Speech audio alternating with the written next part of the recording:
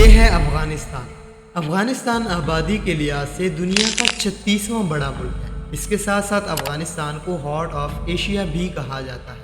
یہ دنیا کا واحد کنٹری ہے جس کو صدیوں تک وارز نے گھیرا ہوا تھا۔ 1979 میں حافظ اللہ امین افغانستان کے پرائم منسٹر تھے، مگر اسی سال سوویت یونین کے انویڈ کی وجہ سے ان کو قتل کر دیا گیا اور ببرک کرمل کو نیا لیڈر بنا دیا گیا۔ اس سال افغانستان کی بربادی کا سمے شروع ہوا تھا۔ افغانستان 40 سال تک ایک خوشنما فضا کے لیے ترستا رہا، مگر سوویت یونین اور نیٹو نے جو تباہی یہاں پھیلائی اس سب سے پوری دنیا واقف ہے۔ ان تمام وارز میں لاکھوں کی تعداد میں افغانز مارے گئے، جن میں 1,76,000 صرف نیٹو کے ہاتھوں قتل ہوئے۔ افغانستان پر ایک بہت بڑا غم چھایا ہوا تھا۔ افغانستان میں بڑی بڑی ماؤنٹینز اس کو کافی طرح سے وارز میں بچانے کا ذریعہ بنتے ہیں۔ یہاں پر بہت سارے ایتھنک گروپس آباد ہیں، جن میں 42% پشتونز، 27% تاجکس، 9% ہزارہ، 9% ازبکس اور بہت سارے دوسرے یعنی ایمک، ترکمن اور بلوچ آباد ہیں۔ نیٹو سے 20 سالہ جنگ کے بعد طالبان نے پاکستان کی مدد سے سوویت یونین کی طرح نیٹو کو بھی شکست دے کر بھگا دی۔ اس طرح افغانستان پر طالبان قابض ہو گئے، جنہوں نے افغانستان کو ایک نئی شکل دینے کے لیے کوششیں شروع کر دی۔ افغانستان نے کچھ ایسے بڑے پروجیکٹس شروع کیے جن کا ذکر آج ہم اس ویڈیو میں کریں گے۔ سب سے پہلے نمبر پر آتا ہے کوش تیپا کینال، جو لگ بھگ 250 کلومیٹر لمبی ہو سکتی ہے۔ یہ کینال افغانستان کا بہت بڑا پروجیکٹ مانا جاتا ہے، لیکن یہ کینال اتنی امپورٹنٹ کیوں ہے؟ کیونکہ اس پروجیکٹ کا مقصد 5,50,000 ایکڑ زمین کو فرٹائل لینڈ میں تبدیل کرنا ہے۔ کوش تیپا کینال بلخ پروونس سے شروع ہوتے ہوئے جوزجان سے گزرنے کے بعد فریاب میں جا مکمل ہوتی ہے۔ اس کینال کو ناردرن افغانستان کے امو دریا سے پانی ملے گا۔ اس کینال کا ٹوٹل ایریا لوگزمبرگ سے بھی زیادہ ہے۔ طالبان گورنمنٹ نے اس کو فرسٹ پریورٹی سمجھتے ہوئے اس کی کنسٹرکشن 2022 میں ہی شروع کر دی۔ آسمان سے دیکھا جائے تو یوں محسوس ہوتا ہے کہ کام بہت جلد مکمل ہو جائے گا۔ اپریل 2022 تک کینال کے 100 کلومیٹر کی کھدائی مکمل کر لی گئی تھی۔ پروجیکٹ کا پہلا فیز اکتوبر 2023 میں مکمل ہو گیا تھا اور دسمبر 2024 میں سیکنڈ فیز بھی کمپلیٹ کر لیا گیا، جو پروجیکٹ کا 90% بنتا تھا۔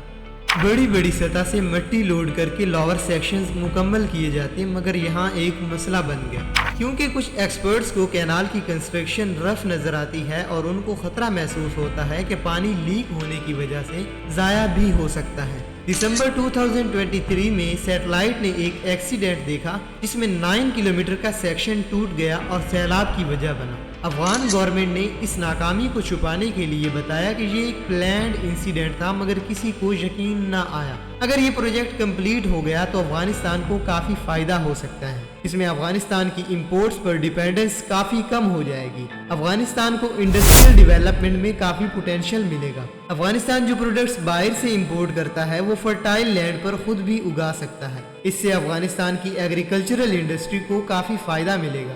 دوسرے نمبر پر آتا ہے کابل پروجیکٹ۔ اس پروجیکٹ میں افغانستان کچھ عجیب کرنے جا رہا ہے جو پوری دنیا کو حیران کر دے گا۔ افغانستان کابل میں ہی ایک نیا کیپٹل سٹی بنانے جا رہا ہے۔ یہ کوئی سمال ٹاؤن ایکسپینشن نہیں، بلکہ ہم بات کر رہے ہیں کابل نیو سٹی کی، یعنی KNC کی، ایک مونسٹر پروجیکٹ جس کا کام 2006 میں ہی شروع ہو گیا تھا۔ یہ موجودہ کابل کے ایسٹ میں ہوگا، مگر اس سے بھی کچھ حصے بڑا 700 اسکوائر کلومیٹر پر پھیلے۔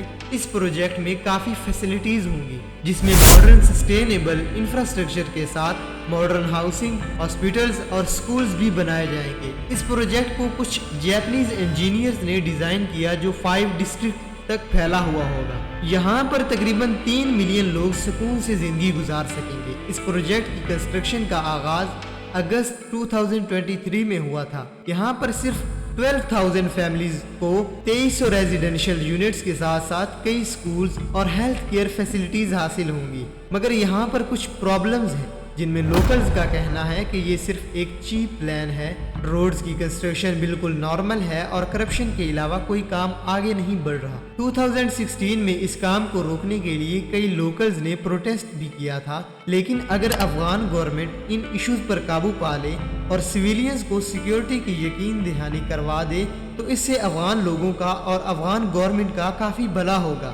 इस प्रोजेक्ट की कंप्लीट होने के बाद वेस्टर्न अफगानिस्तान पर भी काफ़ी अच्छा इम्पैक्ट पड़ेगा। और तीसरे नंबर पर आता है हेरात से तकरीबन 15 किलोमीटर दूर बनने वाला पाशदान डैम। पाशदान डैम बनाने से पहले वहाँ के इलाके वालों को बताया गया कि ये डैम पूरे इलाके को पानी से मालामाल कर देगा। चूँकि अफगानिस्तान के पास फार्म लैंड को पानी देने के लिए कोई दरिया नहीं था, इसलिए 2011 में 70 किलोमीटर लंबी नहरी नेटवर्क को शुरू किया गया। इसकी क़यादत मिनिस्टर इस्माइल खान ने की। 13,000 हेक्टेयर खेतों में पानी बांटने वाले इस डैम पर तकरीबन $117 मिलियन लागत आई। ये डैम वेस्टर्न अफगानिस्तान में मौजूद सलमा डैम के बाद दूसरा बड़ा डैम है, जिसका मुकम्मल काम वहाँ के मकामी लोगों ने मकामी मटेरियल्स और अपनी टेक्निक से मुकम्मल किया। पाशदान डैम में 54 मिलियन क्यूबिक मीटर पानी स्टोर किया जा सकता है, जो ऑलरेडी 2 मेगावाट इलेक्ट्रिसिटी की प्रोडक्शन का काम दे रहा है। इस डैम के जरिए हेरात प्रोविंस को पीने के लिए शफाफ पानी मिल रहा है। ये डैम मकामी लोगों को एग्रीकल्चरल इंडस्ट्री की डेवलपमेंट के लिए काफ़ी उकसा रहा है। इस डैम को बनाने का मकसद सिर्फ और सिर्फ हेरात के लोगों को इलेक्ट्रिसिटी और वाटर प्रोवाइड करना था। इस डैम में 5 बड़े गेट्स हैं, जिनकी चौड़ाई 6 मीटर है। ये डैम को फ्लड की तबाही से काफ़ी तरीक़ों से बचा सकते हैं। एक्सपर्ट के मुताबिक ये डैम इलाकाई लोगों को सिर्फ एनर्जी और वाटर ही नहीं प्रोवाइड करेगा, बल्कि कंप्लीट होने के बाद एक अट्रैक्टिव पिकनिक स्पॉट भी बन सकता है। चौथे नंबर पर आता है अफगानिस्तान के फारा रिवर पर बनने वाला बख्शाबाद डैम। यह डैम पाकिस्तानी ऑर्गेनाइजेशन नेस्पाक की मदद से शुरू हुआ, क्योंकि इसी ऑर्गेनाइजेशन ने बख्शाबाद डैम की डिज़ाइनिंग का काम शुरू किया। इस डैम में 1 बिलियन क्यूबिक से ज़्यादा पानी स्टोर किया जा सकता है। 68,000 एकड़ एग्रीकल्चरल लैंड को पानी प्रोवाइड किया जाएगा और 27 मेगावाट बिजली पैदा की जाएगी, जिससे फारा प्रोविंस की एनर्जी नीड्स मुकम्मल हो सकेंगी। अफगान गवर्नमेंट इस प्रोजेक्ट को मुकम्मल तौर पर फाइनेंशियली हेल्प प्रोवाइड कर रही है। अफगान गवर्नमेंट को महसूस होता है कि ये डैम आने वाले दिनों में पानी स्टोर करने, आबपाशी और बिजली पैदा करने की कैपेबिलिटीज़ में काफ़ी हेल्प करेगा, जिसमें तवक्को की जा सकती है कि ये खित्ते की तरक्की के लिए काफ़ी इम्पोर्टेंट है। बख्शाबाद डैम की कंस्ट्रक्शन 2023 में टर्किश और जर्मन्स की टेक्निकल हेल्प से शुरू हुई थी। इस प्रोजेक्ट का मकसद अफगानिस्तान के एग्रीकल्चरल और एनर्जी सेक्टर्स की हेल्प करना है। जैसा कि आप सब लोग जानते हैं कि डैम्स अफगानिस्तान की डेवलपमेंट में बड़ा किरदार अदा कर रहे हैं, इसी तरह एक प्रोजेक्ट मुल्क को एनर्जी की सुपर हाईवे में तब्दील कर रहा है। $1.2 बिलियन का कासा 1000 एक पावर लाइन नहीं, बल्कि ये सेंट्रल एशिया को साउथ एशिया से मिलाने वाला बड़ा इलेक्ट्रिसिटी ब्रिज भी है। और अफगानिस्तान इसी गेम चेंजिंग 1387 किलोमीटर नेटवर्क के बिल्कुल सेंटर में मौजूद है। होते ही 95% मुकम्मल हो चुका है। जब ये सिस्टम मुकम्मल तौर पर काम करेगा तो मौसम गर्मा में लाखों घरों को बिजली प्रोवाइड करेगा। हम सालाना 4.6 बिलियन वाट की बात कर रहे हैं। इसमें अफगानिस्तान को 2 बड़े फायदे हासिल हुए हैं। अपने शहरियों के लिए 300 मेगावाट बिजली और एक बहुत बड़ा ट्रांजिट रेवेन्यू। लेकिन इसमें पाकिस्तान 1000 मेगावाट बिजली लेकर बहुत बड़ा फ़ायदा हासिल कर रहा है। बेसिकली इसे HVDC कन्वर्टर स्टेशंस के साथ जदीद टेक्नोलॉजी हासिल है, जो लंबे फासले तक ट्रांसमिशन को काबिल बनाती है। इसके अलावा दूसरी सेंट्रल एशियन नेशंस को भी काफ़ी एडवांटेज हासिल होता है, मगर ये सब world bank, Islamic development bank और US एड की मदद से ही मुमकिन हुआ है।